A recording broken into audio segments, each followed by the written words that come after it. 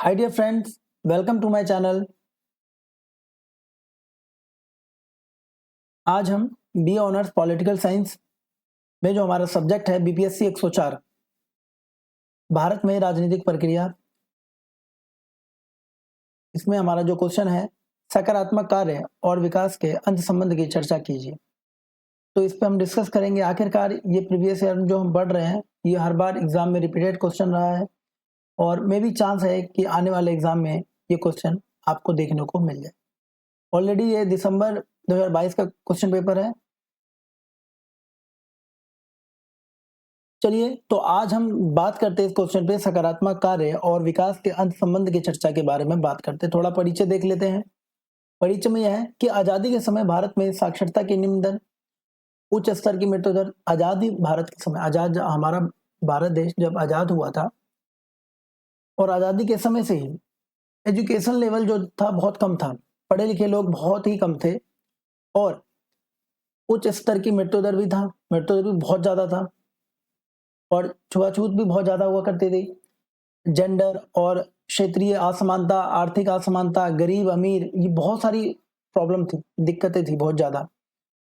सामंती भूमि प्रणाली के कारण भूमि की असुरक्षा, सामंती भूमि व्यवस्था, मूल संरचना विकास का अभाव इत्यादि बहुत सारी चीजें हमारे औपनिवेशिक काल में ये सारी प्रॉब्लम थी।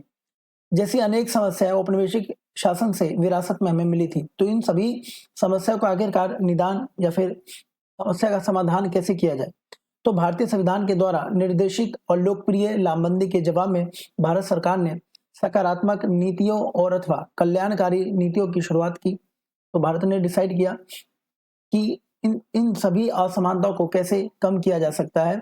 तो एक सकारात्मक नीति, एक पॉलिसी आएगी जिस वजह से ये सारी चीजें धीरे धीरे कम कर पाए, अथवा कल्याणकारी नीतियों की शुरुआत की। इन नीतियों से पिछड़े वर्ग के लोगों के जीवन में सकारात्मक परिवर्तन हुए। तो हमने देखा आज तक ये कई सारी जो नीति आती है, योजना आती है, तो इसमें क्या होता है कि छुआछूत, साक्षरता दर, ये सभी चीजों में कहीं ना कहीं एक तरह से इन सभी समस्या को समाधान मिल जाता है हमें।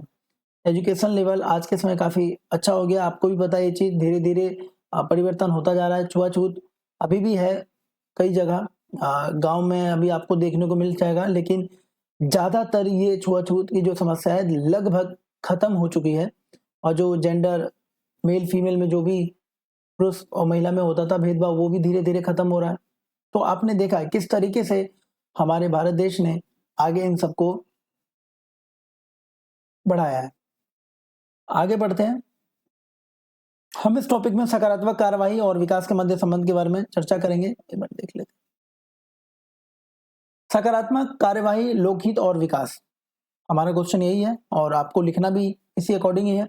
सकारात्मक कार्यवाही का अभिप्राय सामाजिक और शैक्षिक रूप से वंचित वर्गों के कल्याण और विकास के लिए राज्यों के द्वारा नीति की पहल करना है।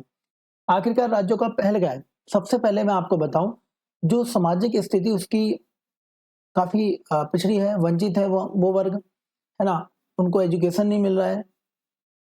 तो इन सभी को राज्य के द्वारा क्या क्या किया जाएगा कि नीति लाई जाएगी ताकि इनको आगे बढ़ाया जा सके। तो यहाँ पर एडवर्ड जे केल्फ के अनुसार सकारात्मक कार्यवाही का प्रमुख उद्देश्य जो था वो जातीय व लिंग आधारित भेदभाव के विरुद्ध रोजगार एवं शिक्षा के अवसर उपलब्ध करवाना है। तो आखिरकार ये है क्या, सकारात्मक कार्यवाही क्या है? तो इसमें हम क्या करेंगे, जो जितने भी भेदभाव है हम इसको खत्म करना है, चाहे वो किसी भी स्तर पर हो, चाहे वो एजुकेशन के लेवल पर हो, चाहे जाति के लेवल पर हो, ये सभी चीजों को हम क्या करेंगे, खत्म करें। और ज्यादा से ज्यादा रोजगार हम देंगे जनता को और शिक्षा देंगे, इन सभी के अवसर क्या करेंगे, उपलब्ध करवाएंगे।